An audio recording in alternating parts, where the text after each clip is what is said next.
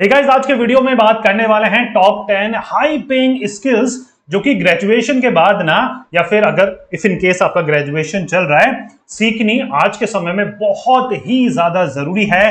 One by one एक एक skills की इंपॉर्टेंस मैं आपको बताने वाला हूं और ये भी बताने वाला हूं कि ये स्किल्स कौन सी हैं। तो बिना कोई टाइम वेस्ट करते हुए वीडियो करते हैं स्टार्ट। मेरा नाम है सुनील अधिकारी, मैं एक सर्टिफाइड कैरियर काउंसलर हूं। चलिए स्टार्ट करते हैं। देखिए, सबसे पहली स्किल है जिसको किंग स्किल मैं बोलता हूं, वो है आज के समय में कंप्यूटर की स्किल। कंप्यूटर में तीन चार चीजें हैं। देखिए, बहुत मतलब आपको मतलब सॉफ्टवेयर डेवलपर नहीं बनना, आपको ना कहीं बेसिक कंप्यूटर स्किल्स तो आने ही चाहिए। अगर आप किसी भी जॉब के लिए ट्राई कर रहे हैं, किसी भी जॉब के लिए अगर आप ट्राई कर रहे हैं, देखिए कुछ सॉफ्टवेयर एप्लीकेशन होते हैं जैसे कि माइक्रोसॉफ्ट ऑफिस, एमएस ऑफिस बोलते हैं ना, इसमें वर्ड, एक्सेल, पावर पॉइंट आता है। आपको इसकी बेसिक समझ होनी चाहिए क्योंकि आप किसी भी जॉब के लिए जाएंगे आज के समय में, किसी भी प्राइवेट और गवर्नमेंट में, सबसे पहले जो कंप्यूटर स्किल आपकी टेस्ट करी जाएगी वो है कंप्यूटर स्किल। ठीक है, आपको गूगल के जो प्रोडक्ट होते हैं, गूगल वर्क स्पेस के जो प्रोडक्ट होते हैं, जीमेल चलाना आना चाहिए, गूगल में बेसिक सर्च करना, इंटरनेट मतलब गूगल में बेसिक सर्च करना आना चाहिए, आपको गूगल ड्राइव के बारे में पता होना चाहिए, गूगल शीट्स के बारे में पता होना चाहिए। तो ये बेसिक जो गूगल प्रोडक्ट है ना, उनके बारे में आपको पता होना चाहिए। बेसिक इंटरनेट चलाना आपको आना चाहिए, इंटरनेट सर्च कैसे करता है, सर्च कैसे हम करते हैं वो आपको आना चाहिए, ईमेल आपको आना चाहिए, फाइल को कैसे सेव करना है, स्टोर करना है, मैनेज करना है, वो चीजें आपको आनी चाहिए।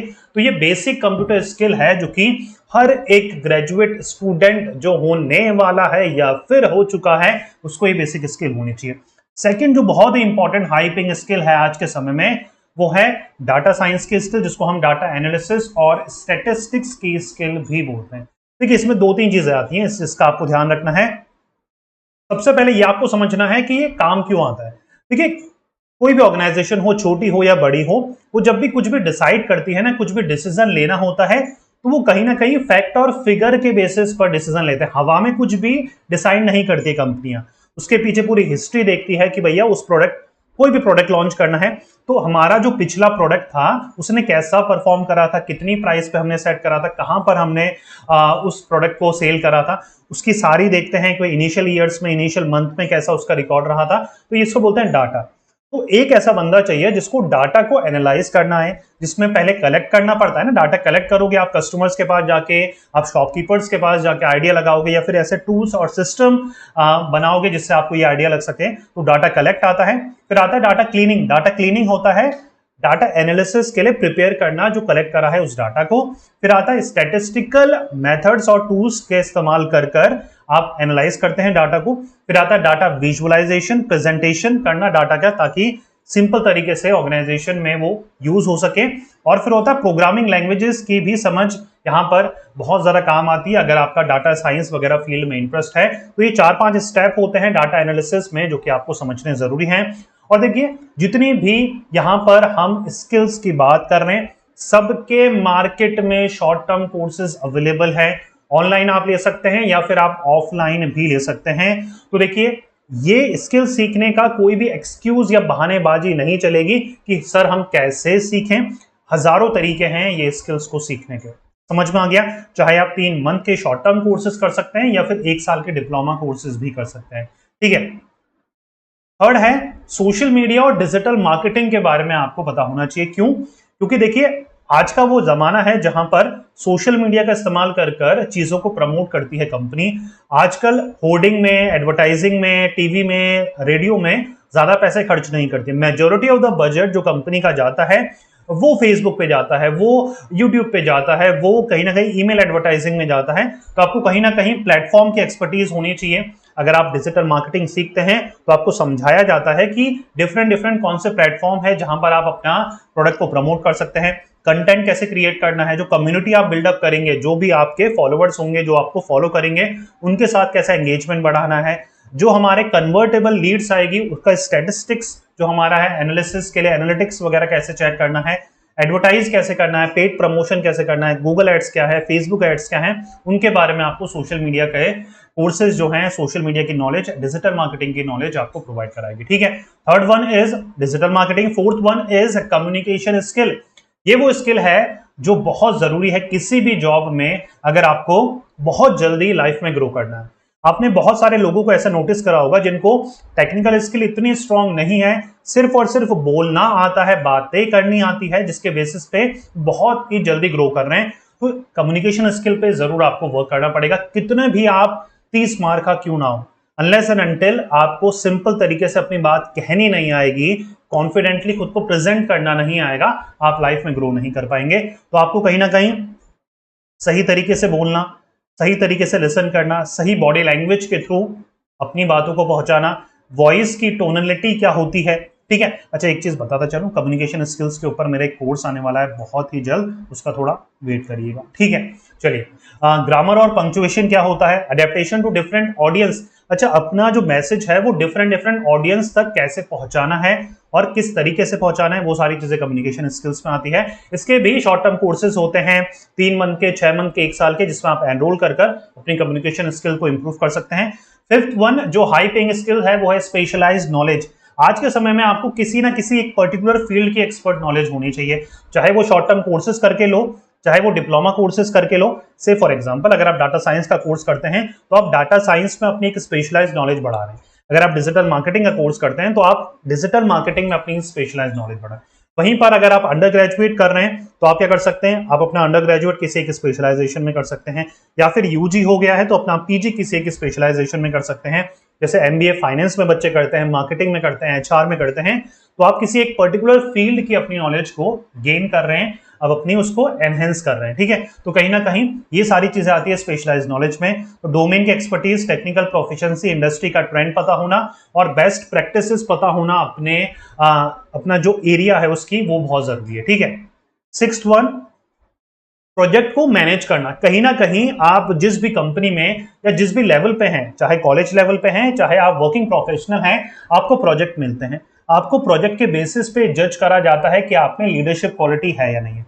तो प्रोजेक्ट को मिलते ही कैसे आप प्लान करते हैं, डिटेल या developing a detail project plan बनाते हैं, ठीक है, उसको एग्जीक्यूट करना, ठीक है, उसको मॉनिटर करना, कंट्रोल करना, क्लोज करना। तो ये सारी चीजें आपकी इफेक्टिवनेस शोकेस करती हैं कि आपको जो भी प्रोजेक्ट मिल रहा है, जो भी काम मिल रहा है, आप उसको प्लान कैसे कर रहे हैं, ठीक है, उसके लिए मतलब क्या क्या आप रिसर्च कर रहे हैं, उसके लिए आप कैसे एग्जीक्यूट कर रहे हो, उसको आप कैसे, अगर कुछ गलती कर रहे हो तो उसको कैसे करेक्ट कर रहे हो, कैसे मॉनिटर कर रहे हो, उसको कैसे कंट्रोल कर रहे हो, वो सारी चीजें प्रोजेक्ट मैनेजमेंट में आती है, ठीक है। फिर प्रॉब्लम सॉल्विंग जो एबिलिटी होती है ना, उसको बहुत ज्यादा अप्रिशिएट करा जाता है आज के टाइम में। प्रॉब्लम सॉल्विंग एक ऐसी एबिलिटी है जिसके थ्रू एक रिक्रूटर आपको जज कर पाता है कि अगर कोई भी प्रॉब्लम में, अगर ये ऑर्गेनाइजेशन में ये पर्टिकुलर पर्सन फंसता है या फिर इसके ये फेस करता है, तो कितनी इफेक्टिवली वो उस प्रॉब्लम का सॉल्यूशन फाइंड आउट कर पाएगा, ठीक है। तो प्रॉब्लम आइडेंटिफिकेशन, प्रॉब्लम को डिफाइन करना, उसके बारे में सोचना, जो हमारे पास ऑप्शंस आए हैं उनको बेस्ट पॉसिबल ऑप्शंस को इवेल्युएट करना, उसके बेसिस पे डिसाइड करना कि 5 ऑप्शंस में से कौन सा ऑप्शन मुझे इंप्लीमेंट करना है, ठीक है, फिर उसको इवेल्युएट करना, फिर उसको एडजस्ट करना। तो ये एक प्रोसेस होता है जो एक इफेक्टिव, जो भी डिसीजन मेकर होते हैं ना, वो बहुत ही इफेक्टिवली ये सारी प्रॉब्लम सॉल्विंग एबिलिटी जो होती है उनमें होती है, ठीक है। तो कहीं ना कहीं आप में भी ये चीजें डेवलप करनी बहुत ज्यादा जरूरी है। एक्सपीरियंस के साथ होगा, बुक्स पढ़ के होगा, कोर्सेज करके होगा, रियल लाइफ सिचुएशंस में अगर आप जाएंगे, डिसीजन लेंगे, उनसे सीख कर होगा। तो ये अलग अलग तरीके हैं, लेकिन प्रॉब्लम सॉल्विंग एबिलिटी को बहुत ज्यादा रिकॉग्नाइज करा जाता है इंडस्ट्री में। इनिशिएटिव मतलब होता है पहल करना, भीड़ में खड़े होकर बोलना कि ये काम मैं करूंगा, ठीक है। तो इनिशिएटिव लेना भी बहुत जरूरी है। ऑर्गेनाइजेशन में या कंपनी में ऐसे लोगों की रिक्वायरमेंट है जो कि इनिशिएटिव ले, ठीक है, प्रोएक्टिव दिखाएं, सेल्फ स्टार्टर हो, कोई उनको पुश ना करे, वो खुद को ही पुश करके बोलेंगे ये काम और कोई नहीं कर रहा, मैं ट्राई करूंगा। रिस्क टेकर होते हैं, अडेप्टेबल होना जरूरी है, कॉन्फिडेंट होना जरूरी है। अनलेस एंड अनटिल आप कॉन्फिडेंट नहीं होंगे तो कैसे हाथ उठाएंगे, ठीक है। अकाउंटेबल होना मतलब रिस्पॉन्सिबिलिटी खुद पे लेना रदर देन ब्लेमिंग अदर्स। अगर आप खुद पे रिस्पॉन्सिबिलिटी लेते हैं तो आप इनिशिएटर हैं, ठीक है। पॉजिटिव माइंडसेट रहना, तो ये सारी क्वालिटी होती है जो एक इनिशिएटर पर्सन में होनी चाहिए और आपको भी ये क्वालिटी डेवलप करनी है। टाइम को इफेक्टिवली मैनेज करना, प्लानिंग करना, प्रायोरिटाइज करना, 5 कामों में से कौन सा काम मुझे सबसे पहले करना है, शेड्यूल करना किस समय करना है, टाइम को ट्रैक करना कि कितनी देर में हो रहा है, डेलीगेट करना, बहुत सारे ऐसे काम होते हैं जो जिसके लिए आपको किसी की हेल्प लेनी पड़ती है, एलिमिनेट करना, बहुत सारे ऐसे काम होते हैं जो नहीं भी करोगे तब भी चलेगा, उसके बारे में समझ होना, और फोकस के थ्रू हर काम को, हर टास्क को कंप्लीट करना टाइम मैनेजमेंट की स्किल्स होती है। लास्ट जो बहुत ही इंपॉर्टेंट स्किल है वो है अडेप्टेबिलिटी वाली स्किल। अडेप्टेबिलिटी क्या होता है? सिचुएशन के अकॉर्डिंग खुद को ढाल लेना। एनवायरमेंट में, ऑर्गेनाइजेशन में, हर जगह ऐसे लोगों की रिक्वायरमेंट है जो कि रेजिस्ट ना करें नए चेंजेस को।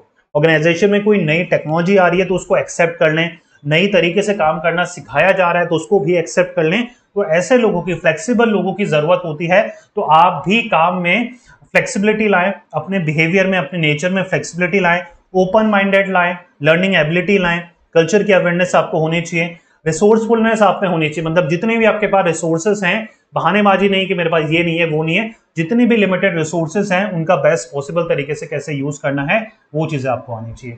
ठीक है, तो ये 10 ऐसे स्किल है बच्चा जो कि बहुत लाइफ में बहुत आगे जाके समझ आती है। लेकिन मैंने सोचा क्यों ना ग्रेजुएट स्टूडेंट को अगर ये पहले ही पता हो तो वो इन 10 स्किल्स में वर्क कर पाएगा, जिसके थ्रू उनको बहुत ही अच्छा पे स्केल मिल सकता है। आप इन 10 में से कौन से स्किल पे वर्क कर रहे हैं कमेंट करके जरूर बताएगा। और कोई भी क्वेश्चन होता है आपका कमेंट बॉक्स में आप कमेंट कर सकते हैं। हमें आप इंस्टाग्राम पे भी फॉलो कर सकते हैं। अगर आपको शॉर्ट वीडियो, रील्स वगैरह पसंद है तो हम वहां पर भी पोस्ट करते रहते हैं। चलिए बच्चा, मिलते हैं नेक्स्ट वीडियो में। Till then take care, goodbye. पढ़ते रहिए, मेहनत करते रहिए क्योंकि आपका भी दिन आएगा। Thank you so much.